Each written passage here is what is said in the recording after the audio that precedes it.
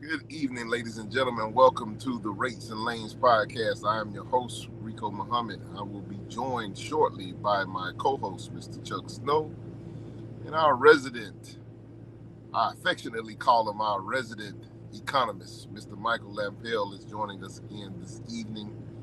We are always appreciative of him taking the time out of his schedule to come on and kind of give us some more insights on what may be coming down the road. It's been I tell you, it's still been 2025 has definitely been a contemptuous year, at least for myself, and I think that for the trucking industry as a whole, it's been kind of a little topsy-turvy. So, we want to talk a little bit about what may be coming down the pipe. Do we see anything better times ahead of us down the road, or we still need to be kind of buckled down and hunkered down for the long haul? But with that being said, ladies and gentlemen, if you guys would do us a huge, huge favor, if you would like, share, and subscribe to the show, it greatly helps us get to a bigger and better algorithm in the YouTube verse.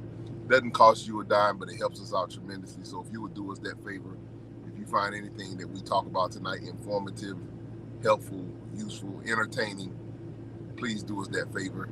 Tell a friend to tell a friend about the show as well. That helps. We want to try to grow the platform and get it a little bit bigger.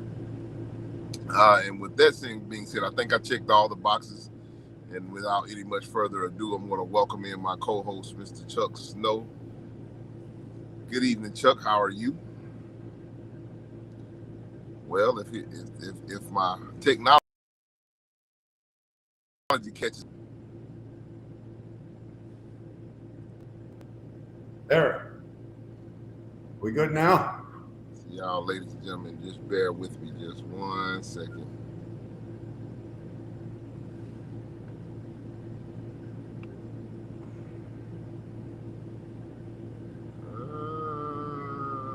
Okay, there he is. Chuck. Hey, Rico.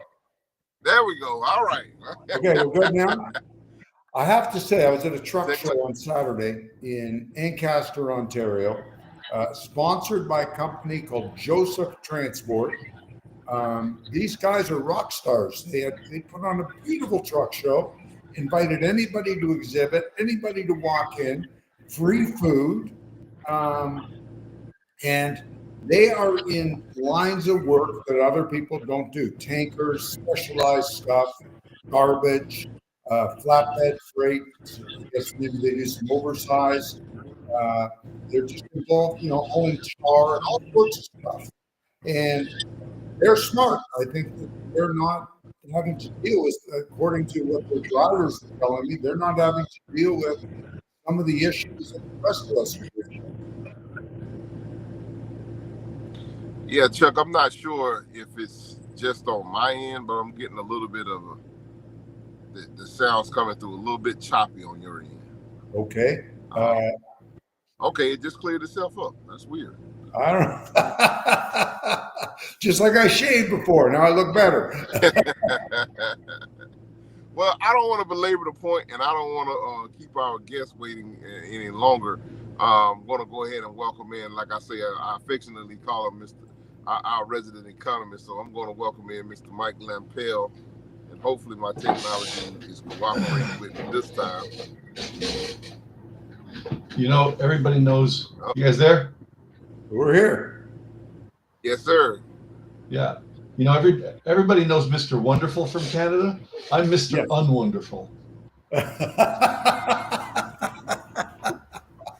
Well, welcome to the show, Mr. Unwonderful. Exactly. And Rico, you got to stop using the Denzel Washington sort of like face mask filter. And Chuck, you got to stop using the Brad Pitt one. I'm using Yul Brynner. I wish. I wish. Well, Michael, I'm glad to have you back on board with us. Always It's great, been a little while, but it hadn't been too long. Just kind of 60,000 foot view out, and I guess we'll start to zoom in a little bit as we go down the road. But from the expanded out viewpoint, how are things looking globally as far as the economy? the global economy is They're concerned. they're looking so bad. I'm ready to jump out of a plane at 60,000 feet without a parachute. And every 10,000 feet, I'm going to look to my left and go, told you so, until I run out of room. There's an old saying from a famous book. This is the best of times. This is the worst of times. The only question is, are you the person under the guillotine or the person holding the handle? Yeah, good point, Mike. Really good point. Yeah. I tell you, it's been. So I think, Rico, go ahead. Yeah, it's definitely still it's still been very challenging, especially in the trucking industry. And I'm curious as to with the couple of, I think that this is the first time that we've had you on since some of the tariff deals and everything have kind of gotten hammered out or whatever. So I guess my question would be from a standpoint of now looking at how all of those different agreements have been hammered out. What can we expect now moving forward? Do we expect the things to kind of, for everybody to kind of adjust and things to kind of normalize, or it's still going to be very shaky water, so to speak?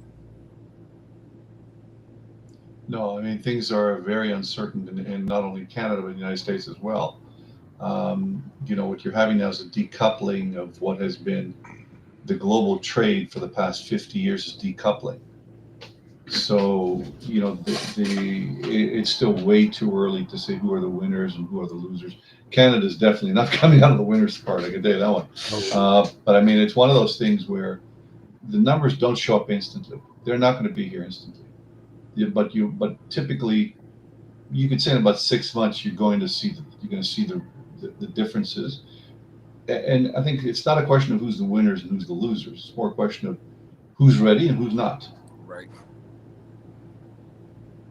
So with that being right, and that's so when you say winners and losers, the ones who are getting ready are going to be winners. The ones who are saying, "Oh, everything looks great. I don't need to make any changes at all." Well, they're going to be under the. They won't be here, I don't think, if they don't make the changes. And it'll be fast. It won't be a slow burn like it was before. It's going to be a fast. The old saying, "Start slow and it's fast." Yeah. Well, you know what? I think in the transportation industry, anyways, anybody that's working with a bank is about to get if they're not getting their line pulled, they're under a hell of a lot more scrutiny than they were a year or two ago. And yeah, I don't. Yeah, and we talked about that. Yeah, and I don't think the bank has any more appetite left for our entire sector. Well, but then what they have now is technology that's moving at such a pace, they can determine who's going to win and who's going to lose pretty fast. Right. Yeah. And they have everything in place where they know if these metrics are happening, then that's going to fall next. So it's time to cut our loss. Yeah. Yeah. The data shift is all well underway, and if you look at it, it doesn't matter if you're a 1 truck operator or a 150 truck operator. The bank is going to be looking at every single piece of data to monitor, to analyze you. So let me ask you a question, Mike. I was talking to a carrier that listens to this show, and he runs about a dozen trucks. And he said, well, really, I'm doing just a little better than breaking even, probably 1%. And I said, well, Jim, why don't you cut back from 12 trucks to 6 trucks? Do it that way. Maybe you'll lose less money, because obviously you're taking some cheap freight in order to augment your good freight. This way you'll have to take less cheap freight. He just didn't use the freight to make that change. He didn't want to lose good drivers, which I understand. But the drivers. Well, but then he's working but then he's driving himself into ruin to support drivers. And the drivers the other 6 won't have a job if things go. Even if he cuts back by 6, if he doesn't do it, then everybody's going to lose his job. If he does it, then maybe he can save $6. It's the old adage. It's the question everybody asks. if you're a $1 billion company losing $100 million a year, are you better off than $100 million a year company making 10 million? Yes, because you're making money. Well, yeah, but you see, that's the problem we have, is that we have a mentality where we view, I'm a $1 billion company that's losing 100 million. It's better than being a $100 million company making 10 million. Well, no, it's the other way around. Because if you're a $100 million company for 5 years and you pocketed 100 million, then you go buy another company. Yeah, exactly. Right. But we don't have that. We have a mentality of debt. We have a mentality of the future will look after itself, and we're only considered about 5 minutes. That's the human mentality. That's the human condition. But we can't afford the debt. That's the problem. The debt's going to get way worse. It's already getting way worse. There's a lot of competition for debt markets, and I think if you're a trucking company, the effect of these tariffs, as I was saying, Rico, the effect of these tariffs, we don't yet know what the effects are. I think the United States is too early to tell how they're going to weather it, but clearly there's reshoring going on, which for the United States is not a terrible thing. It may not be long-term good for the stock market, but it's not going to be a terrible thing for the people on the ground in the United States. Canada, forget it. We're like. Well, we've already dismantled. Yeah, Canada's already dismantled its manufacturing base. Long time ago. I don't understand the complacency we have in Canada, except that we're very arrogant. We're very arrogant. We're just very arrogant, which is ironic because everybody blames the United States for being arrogant. I go, no, Canada's arrogant. The United States is not arrogant. The United States says, I'm big enough to be arrogant. I don't need to be arrogant. I'll just do what I want to do. Yeah. Right? So, Rico, how's it going at your end these days? So what was that question? I said, how's Rico doing? Oh, I apologize, Michael. My audio is acting real crazy on my end right now. Okay. I'm working through trying to brush up on my lip reading skills. No problem. I think, by the way, it was a terrible year. 2024 was a terrible year for small truck operators. 35,000 filed for bankruptcy. But the question I have for you guys is, what is the number one cause of their bankruptcy? You know what? I think people, in my opinion, I think people expanded during post-COVID, during COVID and right post-COVID, and they expanded, and now the businesses don't need that much equipment. They're receiving a lot of equipment, a lot of debt. What do you think, Rico? Yeah. Yeah, it's okay. I'm gonna tell you something that's grinding my gears. I don't know if and I think this has been a conundrum that the trucking industry has kind of been under ever for the longest time, probably since the beginning of the time. I think that truckers give away way too much, way too soon. And what do I mean by that? Well, of course, right now the volume of shipments are down across the board for all shipment types. But I'm seeing more and more different places, especially on the refrigerated side, and it may something that just may be on the refrigerated side. I get to a shipper the other day. I connected with a broker, and we did a load to go pick up a load, and we got there. I was kind of recovering the load they had missed the appointment for an earlier time. But shippers are now charging, if you're 30 minutes late, some shippers are now charging you a $200 late fee. But now they can, the inverse of that is they can hold you as a carrier shipping 6-7 hours at a time and will damn near tell you to pound sand if you ask for any kind of detention or anything like that. Right. But you see, but we talked about that. This is where, it's interesting. So let me give you a scenario, Rico, that would help you. All right. You should be recording all this data. If you just start an Excel spreadsheet, just record the data. Now, what I mean by that, and you're going to see where I'm going with this, is because everybody's loaded with debt and costs, they're terrified of missing a load. Correct? Right.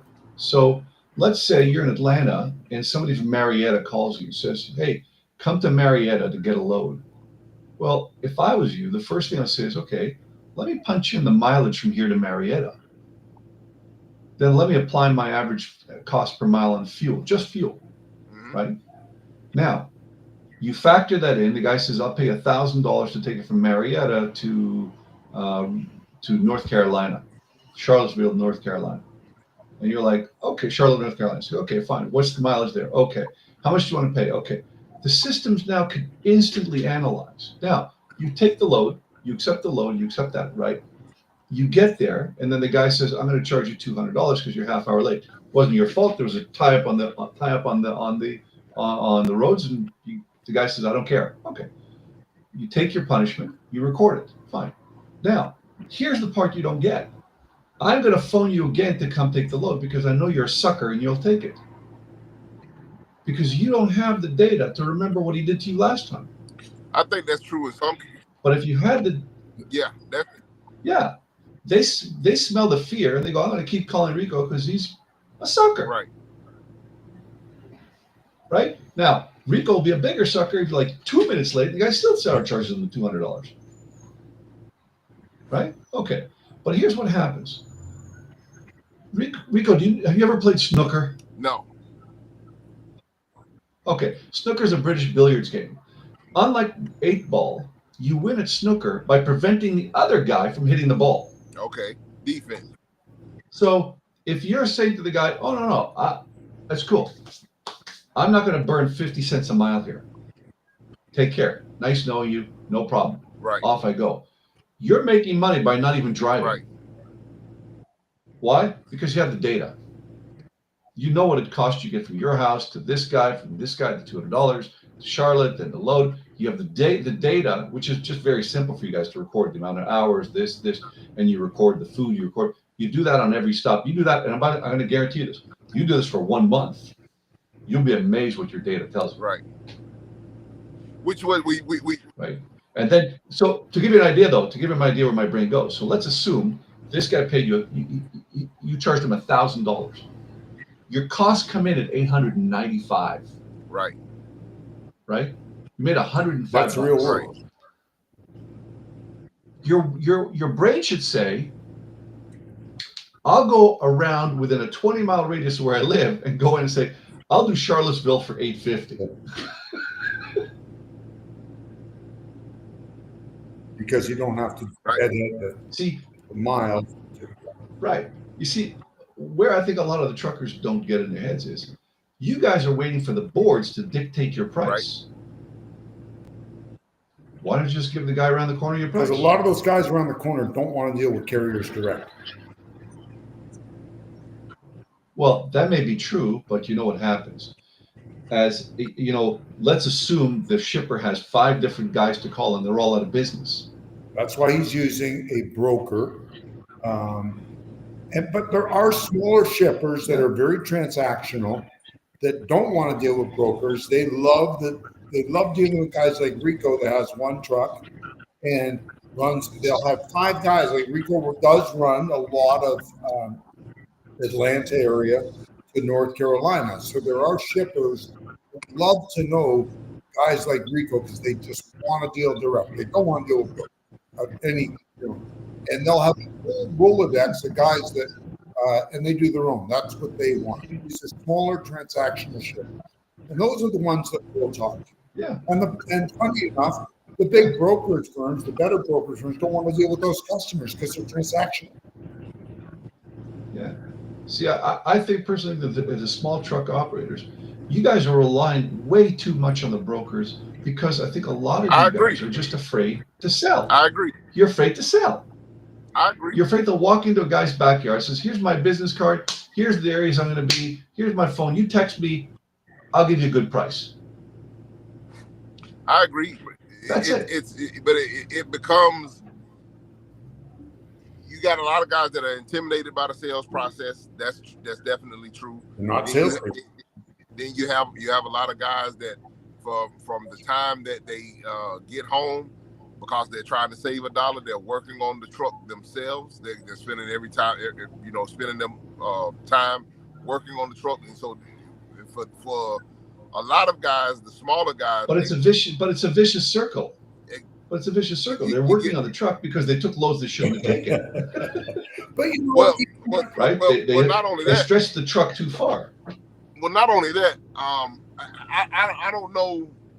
You definitely are leaving money on the table when you're not dealing directly with the shipper. I'll definitely agree with you on that. But even at that point, we've gotten to a point right now where the economy has really made things really difficult, because all of your costs associated with operating have went up substantially, and the rates just are not, even by getting that extra money, it's still very, very difficult to keep up with. Yeah, but you see, here's where you guys you're still looking at this from that perspective. But what you don't get, and that's why I'm telling you the shipper will deal with you, is the shipper's not an idiot. Right. He's paying him $1,000. He knows he's paying you $750. You don't think the shipper knows it? Not that big first of all, there's not that big a spread, especially in this market for the most part.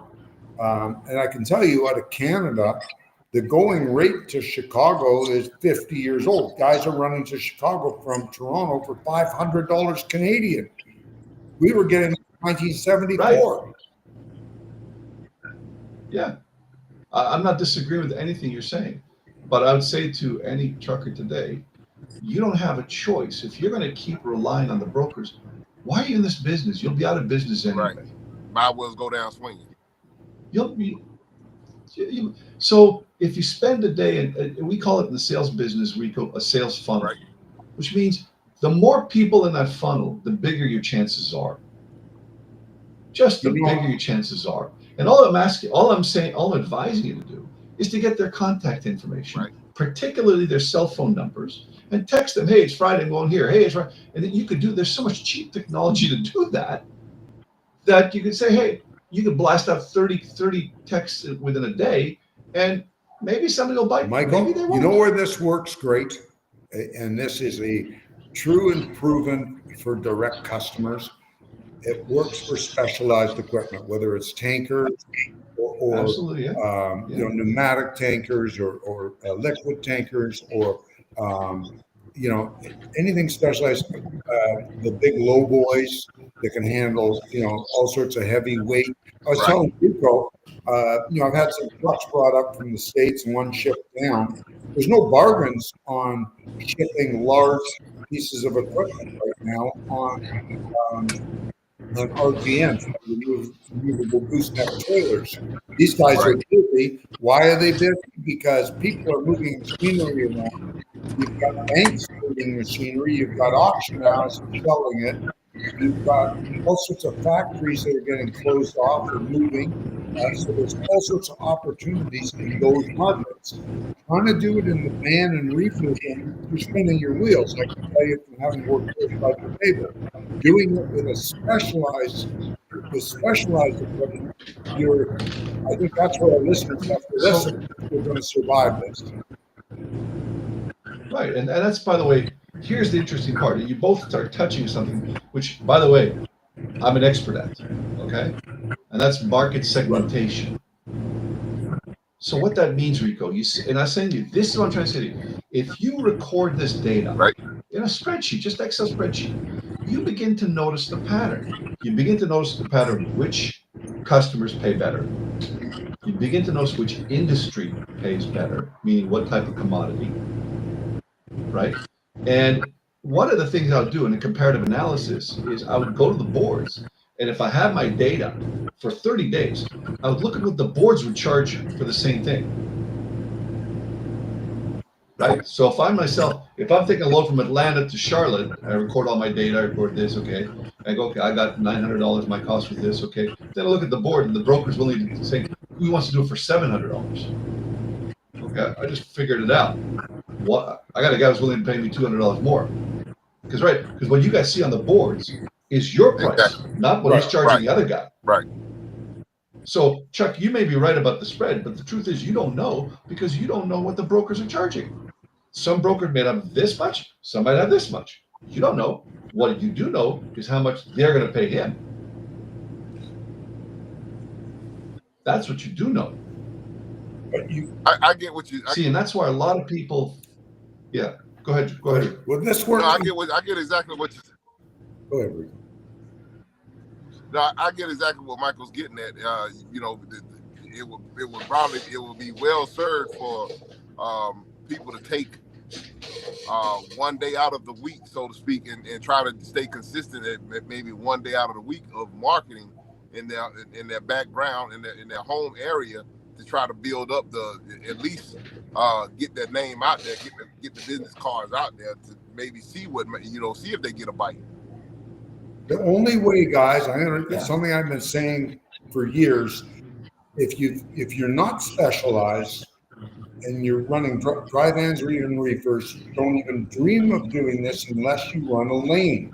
You're wasting your time by walking into a shipper. I don't care whether he has 1 load a day or 1,000 loads a day, and go, I'm Bill and I run 48 states.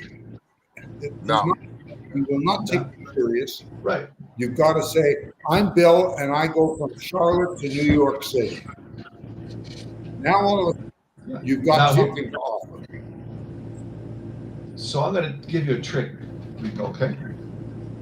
Let's say in your area, there's this one manufacturing called Acme Springs, whatever it is. You could actually go to ChatGPT and ask it to research Acme Springs' major customers. Now you know the lane. The system will find out if there's research online about Acme Springs in your area and who their major customers are. Right. Now you go see the shipper, say, okay, San Diego. I do specialty runs for San Diego. Here you go. He doesn't know you researched that their main customer was in San Diego. You know, that's a great, if it works, that's great. The only thing stopping that is, which has happened to me before when I bought information, because information used to be available to buy. And what you find out is, his major customer isn't San Diego. That's what head office is for, let's just say Tesla, where they're building cars, but they're not building. That's where their head office is, but they're building them in Texas. Well, but that you can research again, Chuck. It's all available now, thanks to the AI systems. Now it's all it's there at the fingertips. And you know what I'm saying to even your company. You research the client, and now it takes like no more than 20 minutes, and you know more about the client than ever before. Because before, you're right. Before, you'd spend hours on the internet trying to follow this website and that website, this website, and that website. This time now, you simply go to Chat, Perplexity, whatever. Say, hey, Acme Springs, give me all research on their clients. Rico or Michael, I'm so old that I made sales calls out of the yellow pages. And we didn't know exactly what they did. We knew they manufactured springs or whatever, but they could have been door springs or car springs or any type of spring. Now you can drill down. No, you can find it in a matter of minutes. Like in a matter of minutes, right? But I think you're right, which is, and that's why I would suggest to the listeners, which is if you record the data and very simply write it on a piece of paper if you want, then enter it later, right? You go back, you look at the data a month, 2 months later, you go like, that's an interesting pattern. I didn't notice the pattern. You know, I say something though, believe it or not. When I got into this business in 1974, an old guy that had been in it for years said to me, you go get yourself a black book. And you keep like a diary, number one. Number two, keep instructions, where you hold it to, how to get in there from the interstate. And that way, you'll know for next time. And, you know, it's funny, we used to trade information. You'd be in the parking lot, in the lot waiting, and you talk to another driver and he'd say, well, where are you going? And you go I'm going to Mutual Biscuit. And he'd go, okay, When you go over the Tappan Zee Bridge, you look in his book, make sure you go over the Tappan Zee, you turn right and then make a quick left. That's how you get in there. And you'd write it down in your black book for Mutual Biscuit in New Rochelle, New York, and you would know, and you write what you took, what trailer number, everything. So we were keeping data 51 years ago. But now, when you put it on a spreadsheet, you can extract a lot more information quite easily. It's instantaneous almost, and I mean, a trucking person should realize that they're rolling data, and if they just recorded the data, which is not, and we're not talking about like 1,000 sets of data for one trip. We're talking maybe a dozen sets of data, right? Yeah. And then it's done. You put it on a piece of paper. Then when you pull over to get your meal, you enter the data into a spreadsheet, into your Excel spreadsheet, and keep it there. I'm going to guarantee anybody listening, anybody, you're going to find a pattern you didn't realize was there.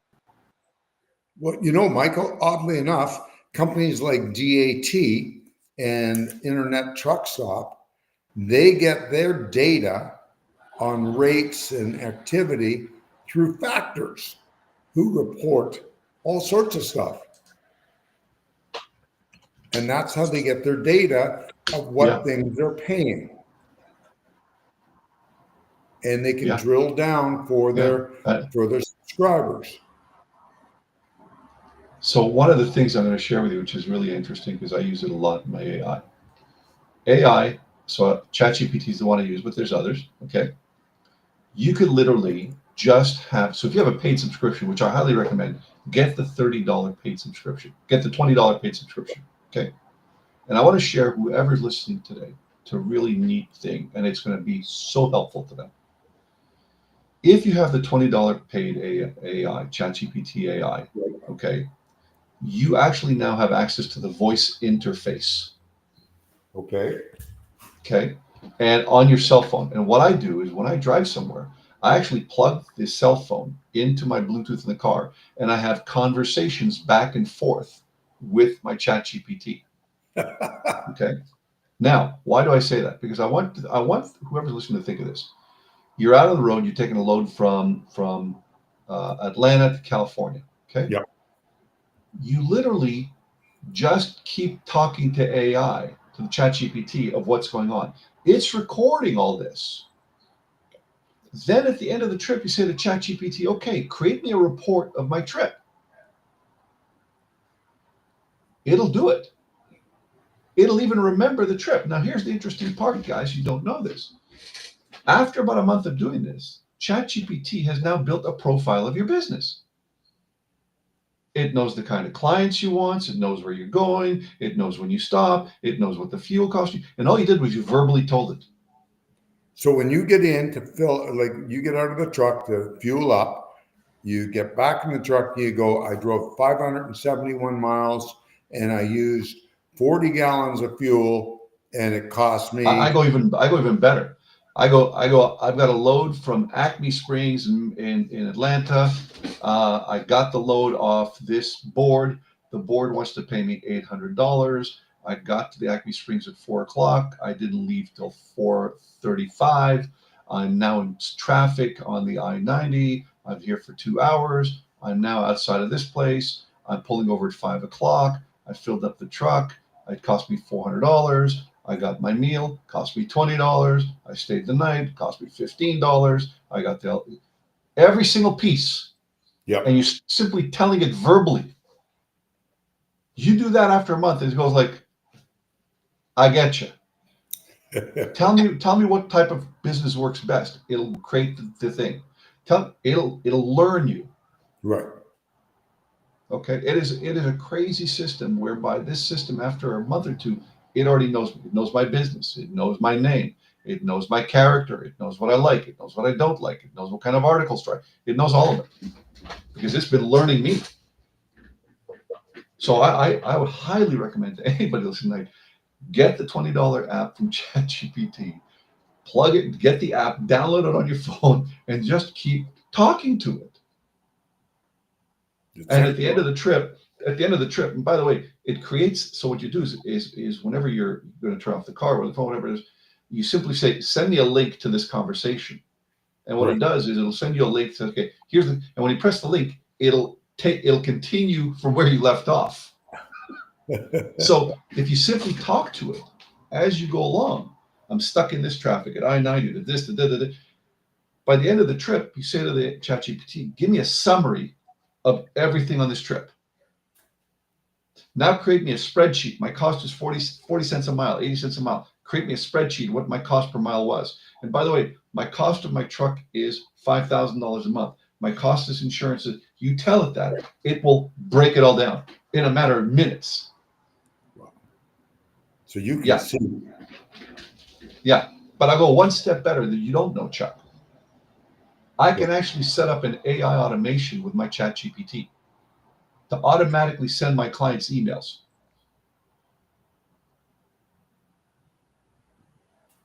I simply tell it, I give it a spreadsheet of my clients, an Excel. Here are my clients. Here's their emails. 9 o'clock Monday morning, send them all an email of the following. I'm going to Atlanta. Who wants? It does it. Wow. Pretty incredible. There's like in my marketing now, I actually program. All I did was it's ChatGPT. I need a Facebook post every morning at 9 o'clock with the following things. Every morning with my email, there it is. There's the visual, there's the text, there's today's theme. Next. Wow. Yeah. That's called AI automation. And you could, by the way, you could tell it to automate anything. Anything. And how much has your business increased since you started with this? Well, my efficiency's ballooned because I used to have, a lot of different people working for me, whether it be in marketing or in programming or whatever. I now hire people for contracts here and there. Like if I needed something really technical, like website integration, things like that. But really, at the end of the day now, I mean, especially on the marketing side or analysis side, you just tell it. So the better you are talking to it, and whoever's listening should take this through. Whoever's listening, just talk to the AI. Say, okay, I'm going to, it'll just, and after 3 months, guess what? It's got enough data says you should be focusing on these lanes. You should be charging this price. You should be focusing on these types of clients. Now, to get to your point, okay, I would then, if I have 5 trucks, I would have all my drivers do the same thing. Right. Well, guess what happens now? I amalgamate the data, and the AI system analyzes everything.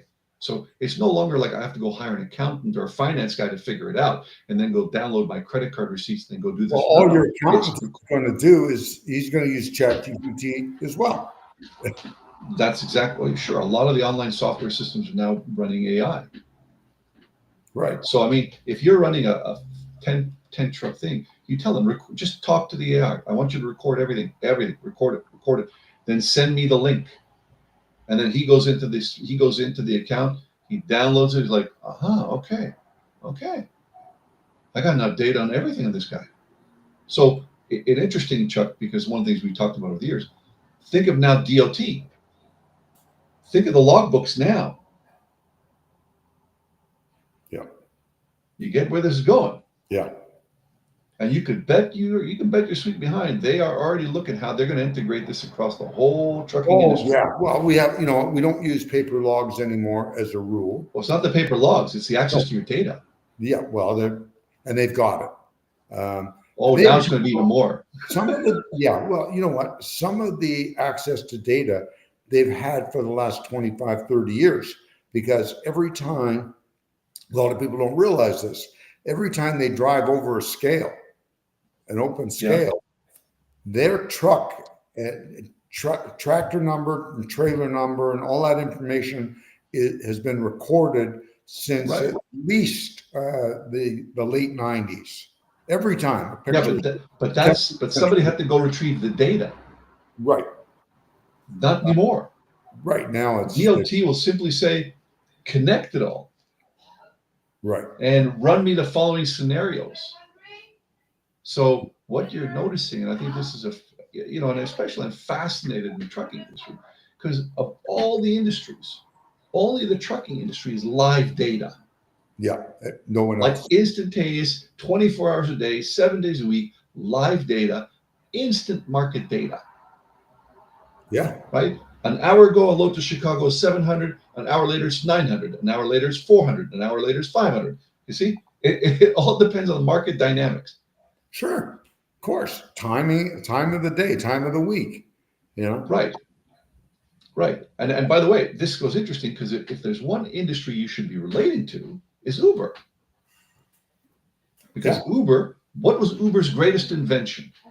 Surge pricing. Yes, Yes. it's brilliant.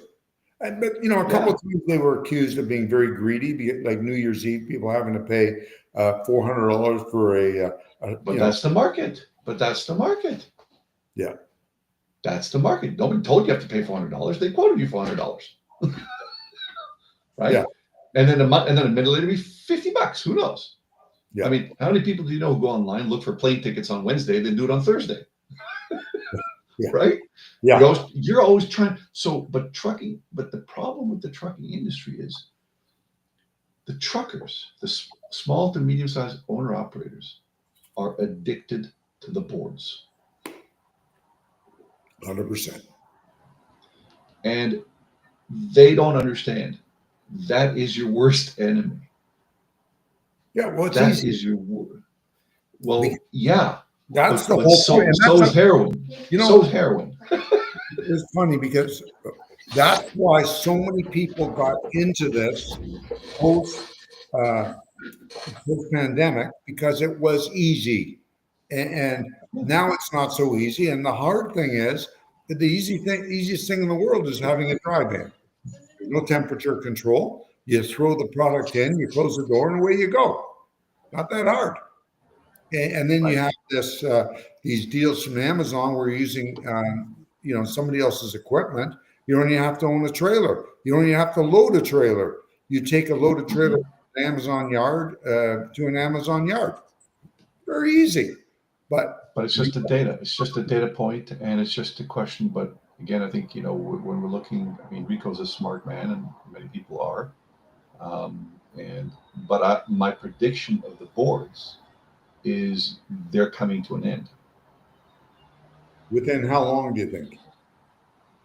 within the next 10 years. You think so?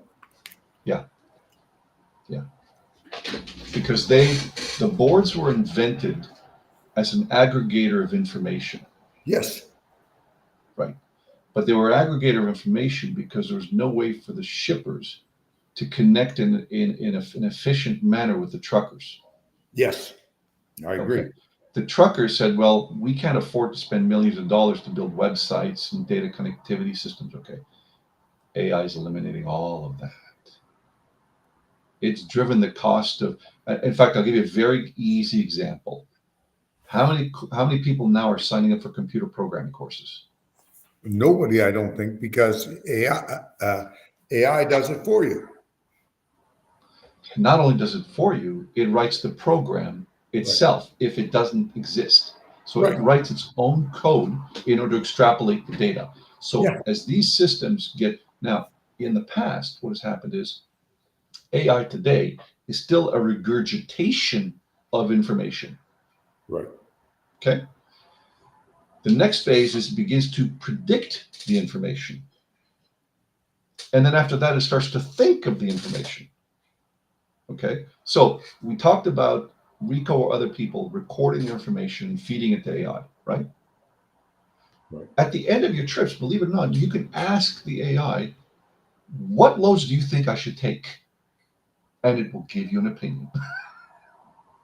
So where is it getting that other information? Where is it getting the Well, information? first off, it's analyzed your data. Okay.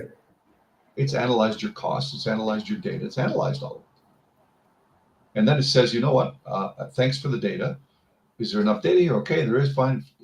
I think you specialize in this. I think these are your best lanes. And you could literally, and so help me God, you could do this. You could literally say to AI, there's a load going to Chicago. The board is offering me $800. What do you think? And the AI will say, Call them and offer them you'll do it for 9. But will that come back and say to you, well, it's good, go there because the loads coming back to Atlanta are paying 3,000. Will it do that? I'm sorry, repeat again. So if you ask Chat GBT, should I take this load for $800 to Chicago? Could it answer back, say yes, take it, because when you get to Chicago, there's loads coming right back for 3,000. Will it? No, the reverse. What it's going to tell you is whether or not you're going to make money on the load. Okay. It's going to tell you whether or not you're going to make money. That's really it can't tell you what's going back, but it's going to say I didn't know you're going to lose. if there's a way any of these There AI will be. had There will be, because will they like with the technology that's out there now, can they comb the boards to see what's coming back from an area? my prediction is that the larger shippers are going to create their own boards. Okay. Some Why of not? them, sure. Right? Why not? And you let the truckers plug into your boards, right? Because if I'm the trucking company and I'm paying this guy 1,000 and I'm just paying him 700, well, I'll cut this guy out and I'll just go directly to this guy. How? Well, I'll have on I'll have my own login, so I'll have a portal whereby Rico can I'm going to have Rico come to my company and say, register. My name is Rico. Here's my license. So I got now a profile of Rico, right? I'll post my own loads into that system and let Rico bid on it. I'll do it for 700, do it for 600, do it for 500. So he'll bid directly to me. So it's the low. And by the way, which is funny because there it is right now, because Rico just said DAT just acquired Convoy's Technologies. Right. And look who they're plugging into.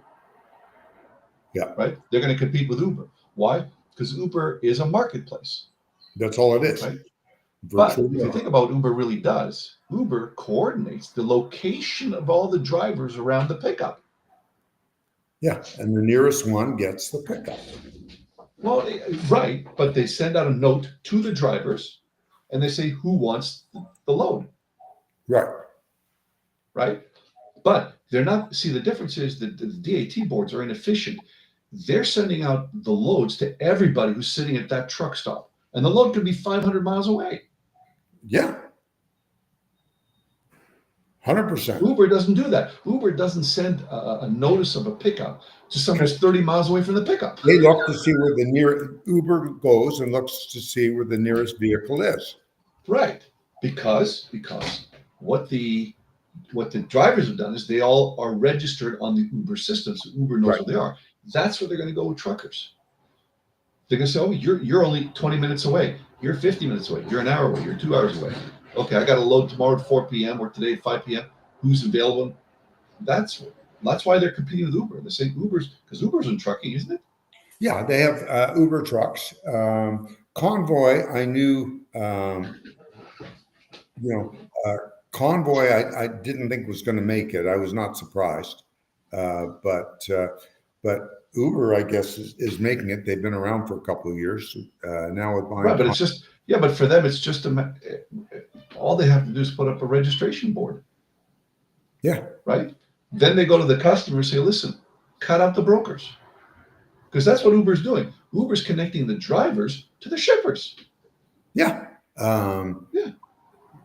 Basically, that's what they're doing. But there's a lot of shippers that want to deal with brokers. And there's a lot. But that's, again, could be a person preference. I agree with you, Chuck. I'm not disagreeing. But the question is if you're now in this highly competitive world, and you and I know this, and I'm a shipper who does $50 million a year worth of freight. And I know, and if I analyze my data, which I'm sure I am, and 80% of my loads are going to brokers, I know I got a 20% spread in there. It's a logical thing. I got a 20% spread on 50 million bucks. That's $10 million of lost profitability. Find me a solution to get these guys out of here. Yeah, and you know what? A lot of times the brokers aren't even, they're working around 13 right now. That's average right now. But they're in the middle. Yeah, that's the point. They're in the middle. Technology now says no more middle. No more middle. No need the middle. Uber will do it for a fraction of the take. right? They'll do it for a fraction. They'll take 5%, 3%, depending on the size of the Because load, they don't depending on have the the revenue. investment. They have the investment in technology, but they don't have the investment on the human side of things. At the end of the day, they understand the markets. And that's why these companies, these tech companies are amalgamated, right? Right. They're amalgamated because they're seeing the future. Yeah. And they're saying, individually, we each have one piece of technology. They got another piece of technology. They got another piece, and I'll amalgamate this, right? And it's fascinating with the trucking industry. And you and I talked about it for years. I knew where it was going. I remember having those conversations with people from DOTs back like 25 years ago. And they said they'll never happen, never happen. They'll never. The truckers will never let them record the data. I said, I don't think you guys can stop it, because if you and I remember 25 years ago, the first thing they did, one of the first ones, was CP Freight, that installed the chips in the trucks to know when the trucks were moving and when the trucks were sitting. Remember? And I said, well, yeah, that's the start. Up in the U.S., Schneider was the first with satellite tracking, and they invested huge money. They were, Don Schneider, may he rest in peace. He was certainly he was a pioneer. Yeah. And then So, I others. mean, yeah. And that's what's happening now. I mean, it's going to be, but the guys who will survive will be the guys who have the data and they say, okay, I can't take that load for less than 900. The guy can say yes, he can say no. But does the guy who takes the load for 800 and loses $100, is he better off? No, because he lost $100, and you can only lose $100 so many times.